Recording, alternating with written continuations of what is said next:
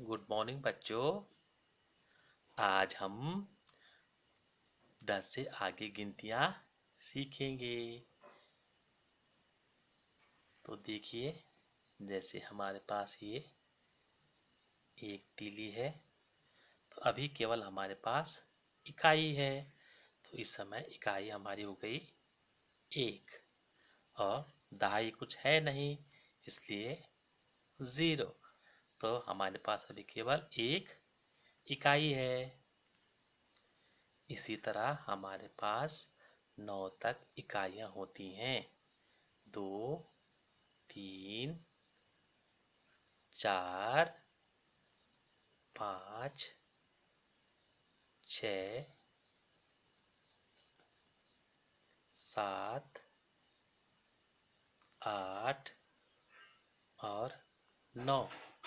अभी हमारे पास केवल इकाइयाँ हैं 9 और दहाई है 0। तो अभी हमारे पास 9 तीलियाँ हैं, तो 9 इकाई। अब जैसे ही हमारे पास 10 तीलियाँ हो जाएंगी, तो हम उनका एक समूह बना लेंगे। तो इस तरह हमारे पास दहाई हो गई 1 और इकाई है 0। तो हमारे पास हो गए 10। इसी तरह अगर हमारे पास 2 दहाइयाँ हैं, तो इसका मतलब 2 दहाई और इकाई है 0, तो हो गए 20। अगर हमारे पास एक दहाई और हो जाए, तो हमारे पास दहाइयाँ हो गई 3 और इकाइयाँ हो गई 0, तो 30। 3 दहाई 30। अब अगर हमारे पास एक दहाई और हो जाए, तो हमारे पास दहाइयाँ होंगी 4 और इकाई होगी 0, तो हमारे पास हो जाएंगे 40।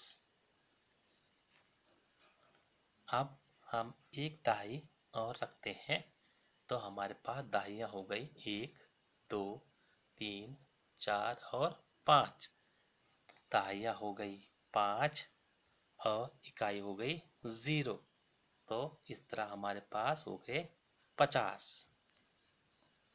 अब देखिए, हमारे पास है 2 दहाइयाँ।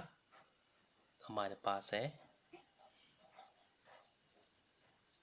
2 दहाइयाँ और 1, 2, 3 इकाइयाँ, तो ये हो गए 20 के बाद 21, 22 और 23। अब देखिए, हमारे पास है 1, 2, 3, 4। तो 4 तो हमारे पास क्या है, दहाइयाँ। और इकाइयाँ कितनी हैं, 1, 2, 3, 4 और 5। तो हमारे पास हो गए 45।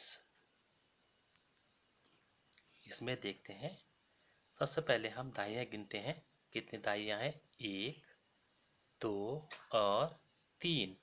तो दहाइयाँ हमारे पास हो गई 3। और अब इकाइयाँ गिनेंगे, 1, 2, 3, 4 और 5।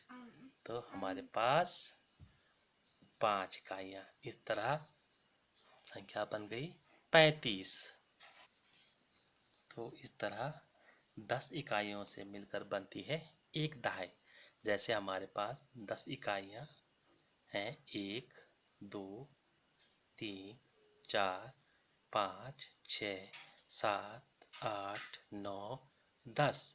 तो हम इनको एक साथ समूह में रखकर बनती है एक दहाई। तो एक दहाई का मतलब 10 इकाइयाँ।